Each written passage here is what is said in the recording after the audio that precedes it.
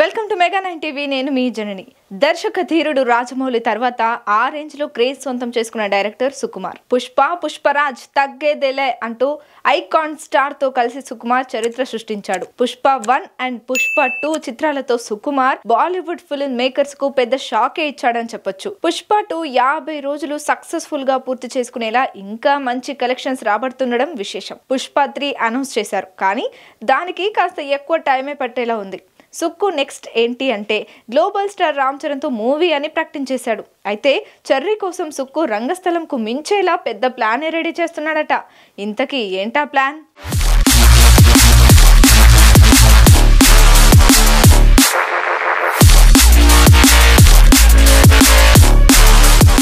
Mega power star Ram Charan లోని పరిపూర్ణమైన నటుడిని బయటకు తీసిన సినిమా అంటే రంగస్థలం అని చెప్పొచ్చు. రంగస్థలం సినిమాలో ఎక్కడా రామ్ చరణ్ కనిపించాడు, చిట్టిబాబే కనిపిస్తాడు. అంతలా ఆ పాత్రలో అద్భుతంగా నటించాడు చరణ్. అసలు నటించాడు అనడం కంటే ఆ పాత్రలో బిహేవ్ చేశాడు అని చెప్పొచ్చు.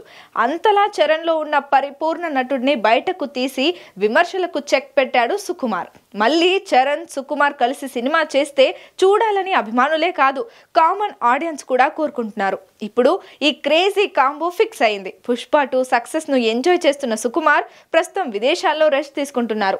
అక్కడి నుంచి వచ్చిన తర్వాత చరణ్ తో చేసే సినిమా కోసం కథపై కసరత్తు చేయనున్నారు. ఈ ప్రాజెక్టుకు సంబంధించి లేటెస్ట్ న్యూస్ ఏంటంటే ఈ సినిమాలో చరణ్ ను సరికొత్త అవతారంలో చూపించబోతున్నాడట సుక్కు.